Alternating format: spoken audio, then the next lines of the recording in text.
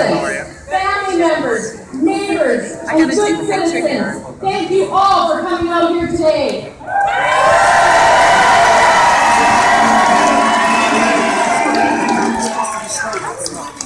My name is Rachel Motley. I am the MLA for Edmonton South and the MPP critic for Human Services.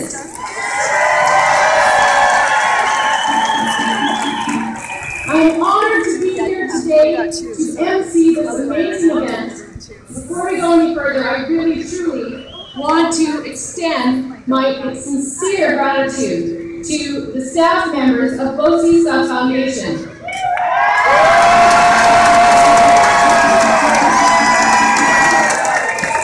They have been working for, well, I'd like to say weeks and weeks to make this happen, but it hasn't been weeks and weeks. They've been working for just under a week to bring about this amazing rally today, and that just goes to show how many people care and how many people want to tell this government that they are on the wrong track and need to undo that.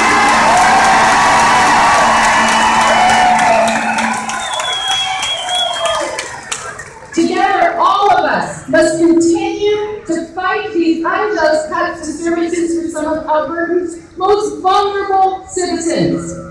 And let me tell you, my friends, there is no press release, no spin, no carefully crafted message, no misinformation, and no backroom deal that can justify the decision made by this PC government to take $40 million away from Albertans with disabilities.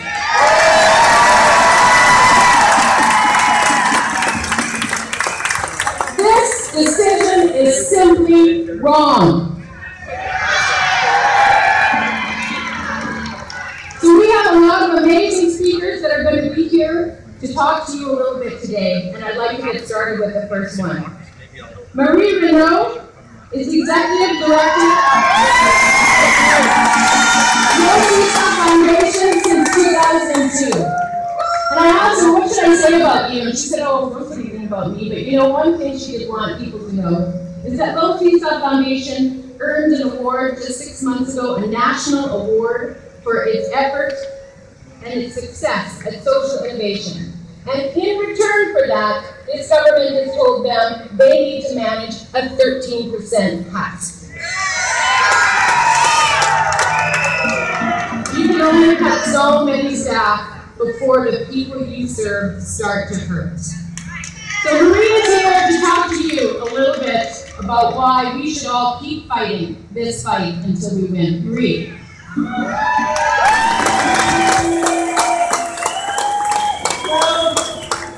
Wow, this is amazing. This is community inclusion, right here. And so the lady from the journal just asked me, what is it that you wanted? What are you trying to do? What message are you trying to send to the government? First thing was, I said to her, is get their attention. Check.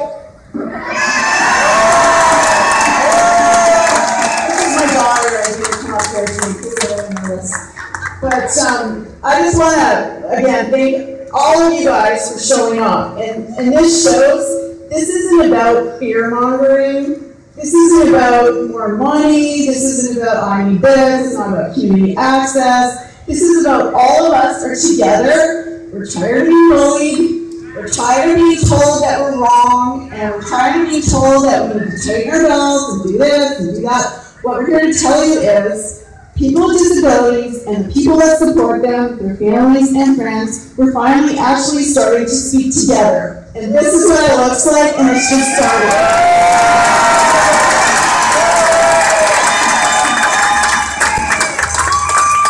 So, you know, Reverend Gentleman has been sending messages that, you know, the money's there, there's no cut, there's, you know, we're doing this, we're doing that. Sure, it might be there. But we're being told something, we know what we're being told. So there's a disconnect somewhere, and that disconnect is in the middle. So let's figure it out. We obviously got their attention. They're going to listen to us. So we need to speak together, and we need to be smart. So thank you. angry mom. A mom on a mission. I have a 24-year-old daughter, mentally disabled. After a year of sitting in her grandma's recliner, watching soap operas, she was blessed to be accepted into a fantastic day program. And it's been an amazing transformation. Her key worker was ecstatic last week when she spoke in a complete sentence for the first time in 3 years.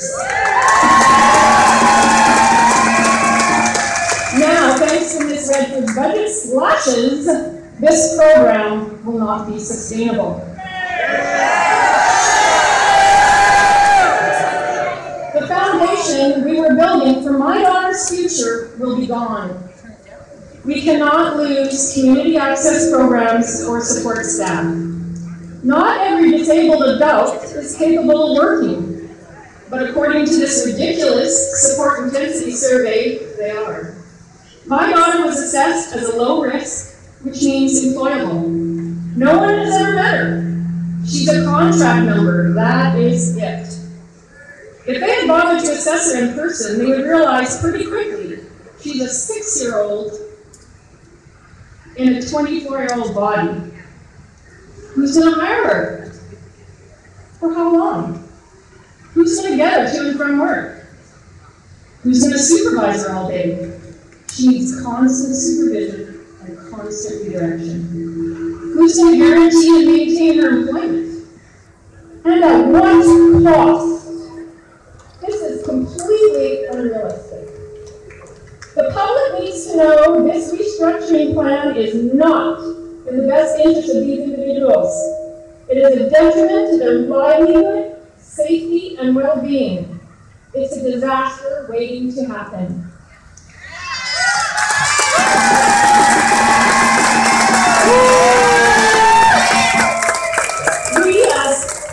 We as parents, guardians, and caregivers must be heard. We know these people. It's wrong and it's dangerous. About that line, and she's currently the Senior State Program Coordinator. Please join me in welcoming Christy Hall-Boos.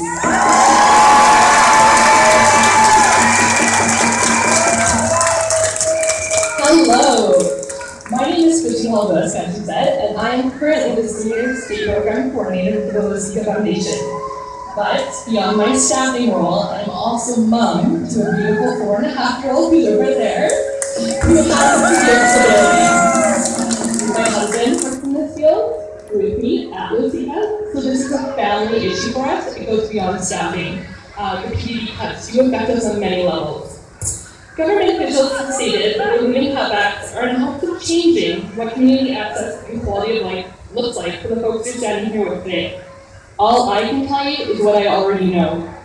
As an employment placement specialist for 6 years, I know what resources, plans, and supports need to be in place in order to find and maintain successful employment opportunities. It is not a simple process, and it involves a variety of timelines. Individuals need to be assessed, trained, taught bonus, workplace safety, develop resumes, practice interview skills, and that's before they're even hired. After that comes job coaching, creating natural supports within their occupation, and ongoing follow-up to ensure continued success. It requires many hours behind the scenes to make employment for individuals a reality. Who will be responsible for this if we're cut? Realistically, not all persons who receive funding are even able to maintain employment. Community access means participating inclusively and without barriers in the area in which you live. Low-seeking individuals, as I'm sure everyone else here, are valued members of their community and have created natural relationships within them. They attend festivals, concerts, hockey games, go out for dinner with friends, just like you and I do. Isn't that what Frank Oakley is asking us for? Yeah. The Senior State Program I coordinate just opened in March and has been extremely successful. Individuals who are aging and now experience dementia and declining health have the opportunity to attend a program which validates and addresses their needs within a smaller staffing ratio. I have witnessed their transition from program to program myself. I've seen an increase in activity levels, community access, socialization with each other, and in general, they're happier. Their staffing is crucial, as we're at a point today where individuals with disabilities are living longer and maintaining quality of life. Yeah!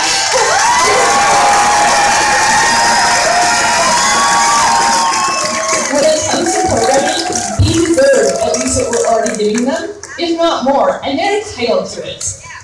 I worry that Redford's government plan is flawed and it's incomplete. I feel as though our folks were not considered as they should be, and that the tool that they're using to assess is not an accurate way to determine what types of supports they actually need. I worry about my lovely son Ben's future, and understand that these cuts are precedent of what we can expect as he transitions from children to adult services in the future.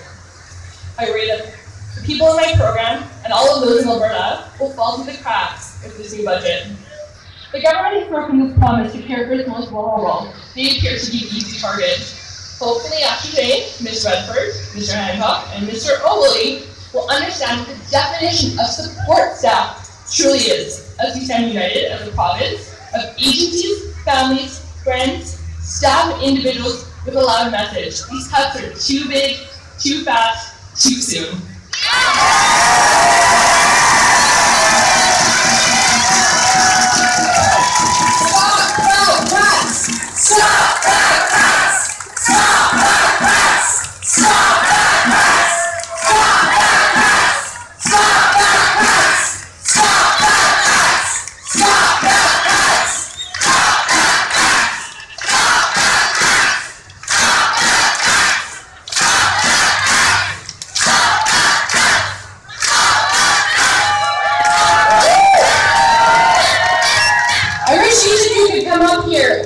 Turn one at a time to see how beautiful you all look out there. It's fabulous. Thank you so much, all of you, for coming and for caring so much.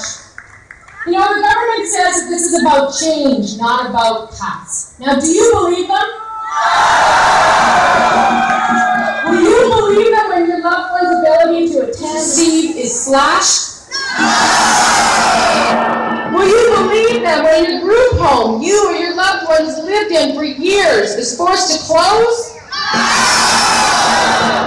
The minister says change is being made because too many people are getting too much care. How many of you are getting too much care?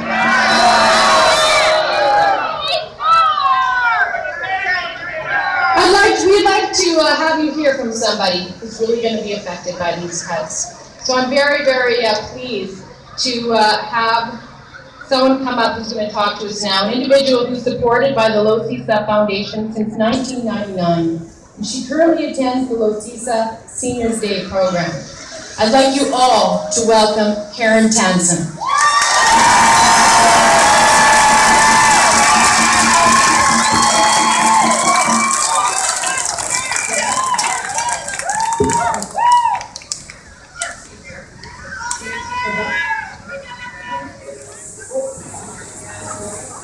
Yeah, we're just waiting really quick to get her sister in the front. I'm going to say one thing. This rally is for my friends and everyone in my staff. And I'm going to say one thing to the government. We don't know what love is.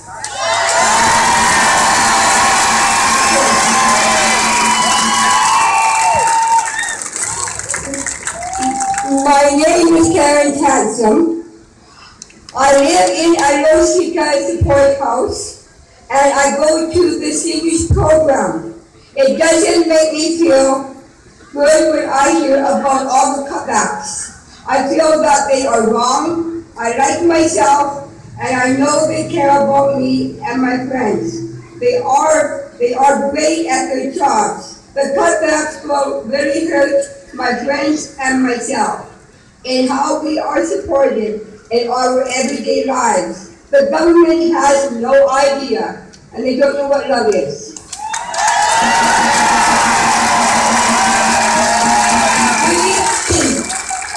We are a part of our community.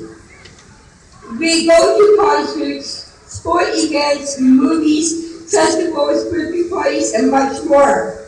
We deserve to do these things.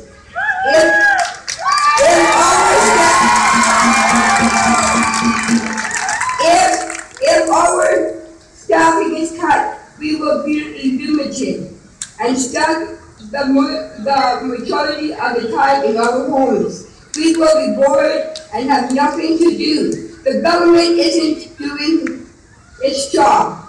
They are hurting us by keeping us at home. Please stop the cutbacks.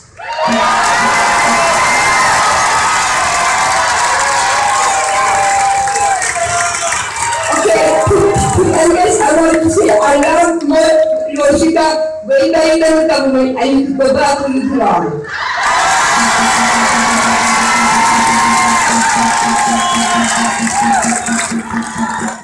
I'm not entirely sure where we're going to park ourselves next Friday, but we're going to be doing something if something doesn't change. So this is step one. Step two is we need to be heard, and there needs to be real change. And the change needs to come from all of us together. No more finger pointing, no more blaming, no more jargon, no more codes. We need to listen and we need to fix this together. And you know what, we might be service providers, but we're also friends and we're family and we know each other. We've known each other for a long time. We understand what we do, we understand what the risks are.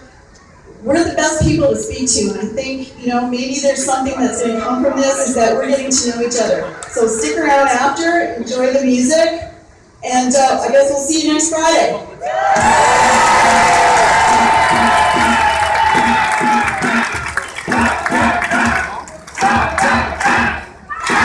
Locked up in a hospital? I don't think what I'm asking for is unreasonable. I want for my patients what the rest of us have in Alberta. We're a rich province. We need to put the resources here with our vulnerable folks that add such a lot of spice and delight to our community. We need to look after them properly. I really, really want to emphasize the safety aspects. This is not all about just getting out into the community and going for lunch and having a nice day program. This is about the funding for those individuals that need 24-hour care. They need qualified individuals looking after them, who care about them. They need nice homes where they can feel comfortable and have their own bedrooms. They need something productive to do during the day so that they can feel valued and so that they can be included in the community. All of these things are just basic rights that the rest of us enjoy. If they don't get them, things are going to fall apart. And I'm going to end up with all of them back in the hospital. And we don't have room. We don't want that. No, definitely not. So the government needs to hear that we need all of the supports we have. And in fact, we need more. There's still people waiting to get out of hospital. So we need to carry on the fight. Thank you so much for coming today. It is such an important